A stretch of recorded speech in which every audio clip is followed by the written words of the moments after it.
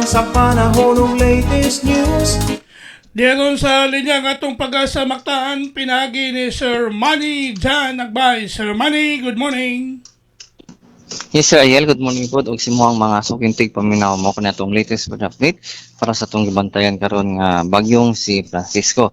Ang bagyong si Francisco mas nikusog pa mi samtang nagpaduol sa may Philippine Sea o 4 am kiniha.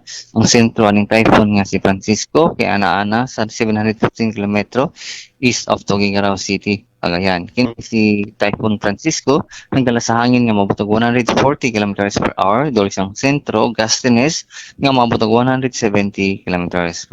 Kini nagalihok pa west northwest sa kusgon nga 30 km/h, and based yang forecast track intensity kini si typhoon nga si Francisco posible nga mas makusog pa kini and as a typhoon category, and nasa tay isa ka karon nga signal signal number 1 diri sa may Batanes area o Cagayan Island o gawas ani wala na lain labi signal pa nga gipasaka.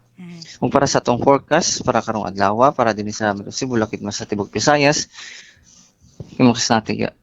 kay makas natin taog dagong nga kalangitan nga mga katakatag nga mga pugulan ug mga panugdog tilat kumikan aning southwest monsoon o habagat nga gi-enhance ni bagyong Francisco. So posible ka po ng mga flash flood, landslide o mga urban flooding din sa Metro Cebu, labi na kung may mga moderate to heavy na mga pag-ulan. So padayon lang nga mag-monitor sa mga gipang issue namo ng mga thunderstorm advisory.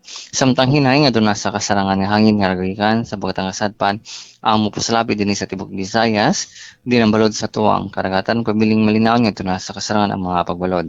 Sa plano maligong dagat karong adlaw atong taob ganihang alas 4:36 sa kadlawon atong hunas alas 9:56 sa buntag. Temperatura karong adlaw 27 ngadto na sa 32 degrees Celsius.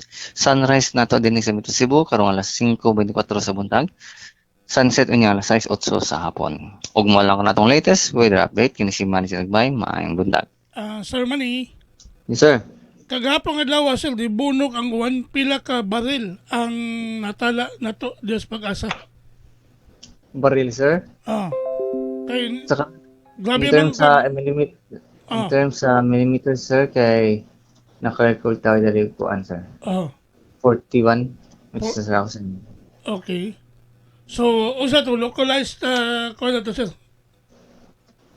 Yes sir, localized sir dili sa Metro Cebu. Thunderstorm po siya sir. Sige. Salamat nimo Sir Manny. May buntag Diyos Pag-asa Mactan. Sige sir, wala pa yan. Okay, good morning.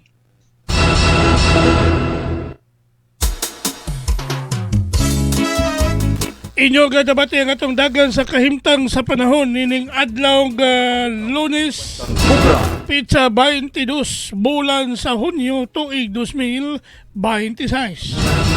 Pinagi ni Sir Manny Jan Agbay ang atong weather specialist gikan sa Pag-asa Mactan nga naghatod sa atong dagan sa kahimtang sa panahon nining adlaw nga Lunes. Balikan sa TV station. Salamat kayo ni Sir Manny Jan Agbay o mayong buntag sa Pag-asa Mactan. Ginaon sa'yo sa kabuntagon.